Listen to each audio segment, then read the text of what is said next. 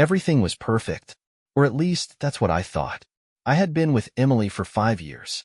5 whole years of love, trust, and shared dreams. We had been through everything together: late-night study sessions in college, stressful job interviews, moving into our first tiny apartment, and even talking about starting a family one day. She wasn't just my girlfriend. She was my best friend, my future wife. So when I finally proposed to her, it felt like the natural next step. She cried when I got down on one knee. She said yes without hesitation, jumping into my arms, telling me how she had waited for this moment forever. We spent the next few months in a bubble of happiness, planning our wedding, looking at venues, and picking out invitations. But then, something changed. At first, it was subtle.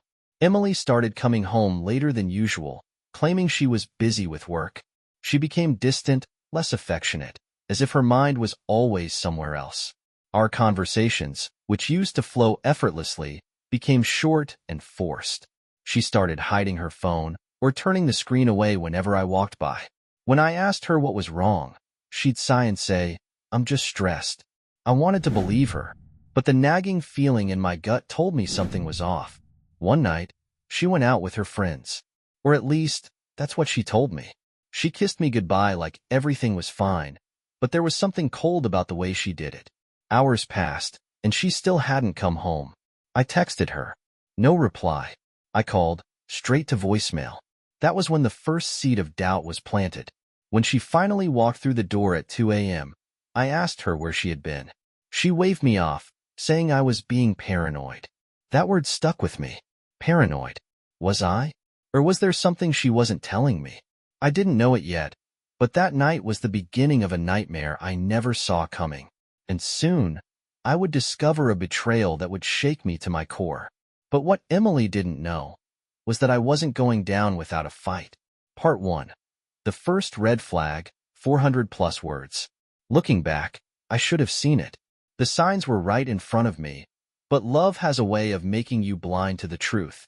After that night, when Emily came home late and brushed off my concerns, I tried to shake off my doubts. I told myself I was just overthinking, letting my insecurities get the best of me. But deep down, something felt wrong. Then, the first real red flag appeared. It started with her phone. Emily had never been the type to hide things from me. In fact, we had a rule: no secrets, no lies. We trusted each other completely. But suddenly, she started guarding her phone like it held the nation's biggest secret. She used to leave it lying around without a second thought.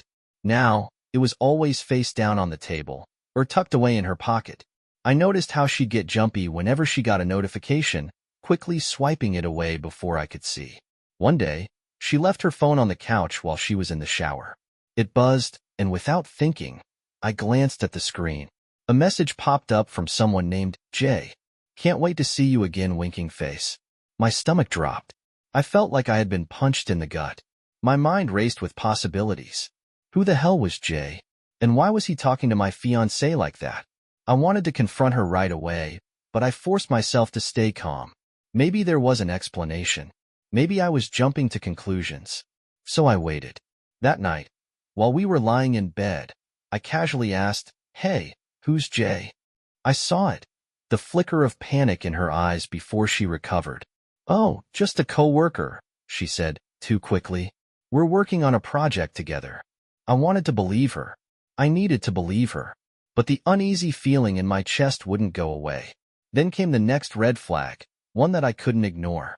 She started dressing up more than usual, putting extra effort into her makeup and outfits, but not for me. Whenever she left for work or went out with friends, she looked like she was trying to impress someone. And soon, I would find out exactly who that was. Part 2. Suspicion turns into proof, 400+ words. After that night, I couldn't ignore the uneasy feeling gnawing at me. Every little thing Emily did felt off, like she was constantly hiding something. But love is a strange thing. It makes you doubt your own instincts, convinces you to give chances even when the truth is staring you right in the face. I tried to be logical. Maybe I was reading too much into a simple text. Maybe Jay really was just a coworker. But then, the lies started piling up. Emily's schedule suddenly became unpredictable. She started working late more often, disappearing for hours with no explanation. When I asked why she was home so late, she'd get defensive, snapping that I was being controlling or paranoid. That word again. Paranoid. She made me feel crazy for even questioning her. But deep down, I knew something wasn't right. Then, the final straw came. One night, she was in the shower, and her phone lit up on the nightstand. This time, it wasn't a message, it was a missed call from Jay. My hands shook as I stared at the screen. Who was this guy? Why was she hiding his existence from me?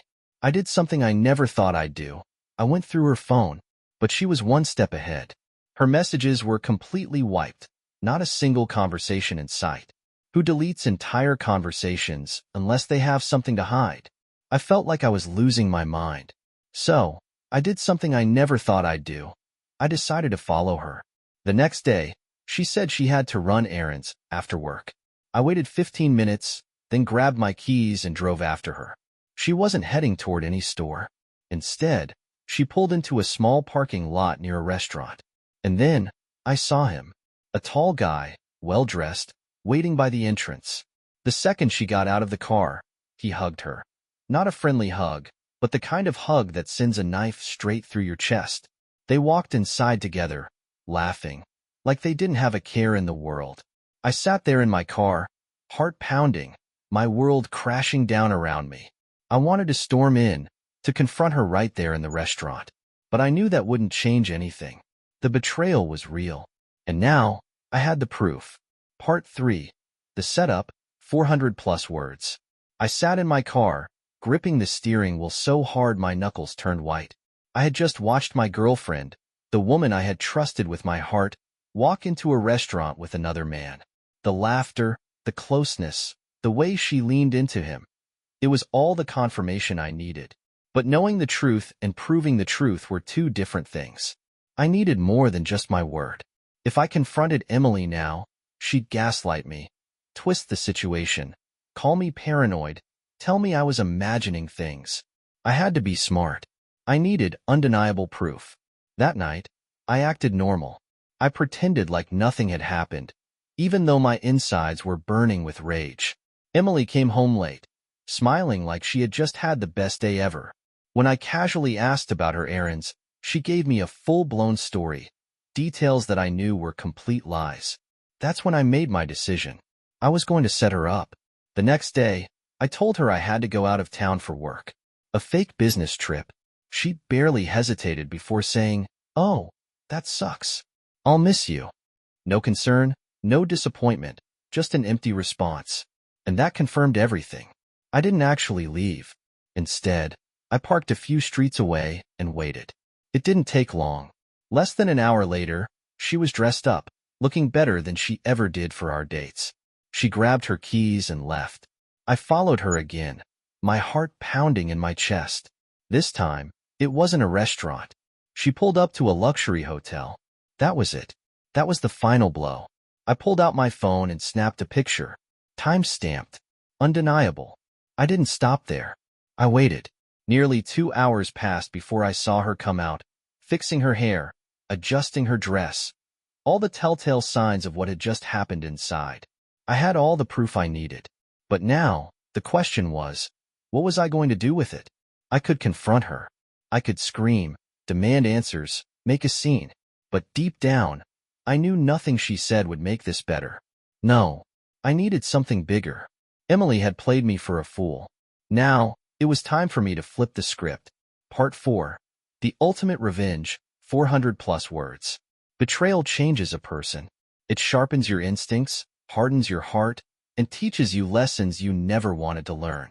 Emily thought she could play me, lie to my face, and walk away unscathed. She had no idea who she was messing with. For days, I planned my next move.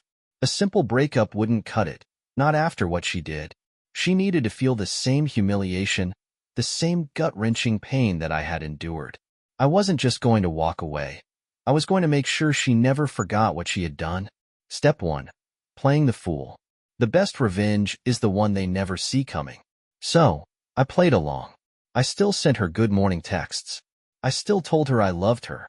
I even pretended to plan our future together. Meanwhile, I gathered every bit of evidence, screenshots, messages, pictures, and receipts, solid proof of her lies. She thought she had me wrapped around her finger, but in reality, I was setting the stage for her downfall. Step 2. The public exposure. Emily lived for attention. She craved admiration, loved being the center of the spotlight. So, I decided to turn the spotlight on her biggest lie. We had been invited to a party at her best friend's house, a gathering filled with all her closest friends, the people whose approval she valued the most. That night, I acted as if everything was normal. I held her hand, whispered sweet nothings, and made sure she felt completely secure. And then, when the moment was just right, I struck.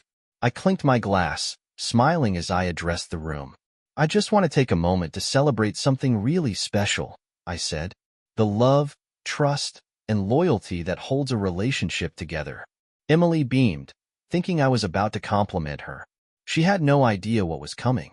I pulled out my phone, connected it to the TV, and hit play. The truth, in high definition.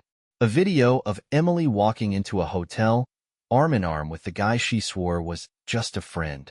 The messages, the receipts, the undeniable proof. The room fell silent. Emily's face drained of color. Panic set in. What is this?" she stammered. I turned to her, voice calm. "It's your masterpiece, Emily. Thought everyone should see it." Gasps. Shock. Whispers spread like wildfire. She tried to defend herself, but there was no way out. She ran out of the house, humiliated. And I just stood there, smiling. Step 3. The final blow. But I wasn't done yet. I made sure those pictures landed in the inbox of her side guy's girlfriend. Let her deal with that mess. Let them both burn. By the next morning, Emily's perfect little world was in shambles. Her reputation? Ruined. Her friends? Disgusted. And me? I walked away free, without a single regret. She had played her game. But in the end, I won. Part 5. The Aftermath, 400+ words. The morning after the ultimate revenge felt different. Lighter. Freer. Like I had finally shed the weight of betrayal that had been suffocating me for months. I woke up to dozens of messages, some from mutual friends, some from people who had seen the fallout firsthand. Emily had gone into full damage control mode, but it was too late. The truth was out, and there was no way to spin it in her favor. She tried to play the victim, claiming that I had invaded her privacy, and that what I did was cruel. But no one bought it. The receipts were there, clear as day, and people weren't dumb. Her closest friends? Gone. Her side guy? Vanished. The relationship she destroyed ours for wasn't even worth saving. She called me, over and over. I never answered. Dealing with the fallout. I won. But that didn't mean I walked away unscathed. Revenge doesn't erase pain. It doesn't magically heal the wounds left behind by someone you once loved. For weeks, I found myself replaying everything in my head. The lies, the manipulation, the moment I realized I was just a pawn in her selfish game. I felt stupid for trusting her, for ignoring the red flags. But I also felt proud that I had the strength to walk away and make sure she never hurt me again. Mutual friends reached out, mostly to tell me how shocked they were. Some tried to say she wasn't always like this, as if that somehow excused what she did. Others admitted they had suspected something was off, but didn't want to get involved. One thing was clear. Emily had lost everything, and it was all her own doing. Moving on. Despite everything, I didn't want to be the guy who let revenge define him. I didn't want to carry bitterness in my heart forever. So, I focused on myself. I hit the gym harder than ever. I traveled. I spent time with people who genuinely cared about me.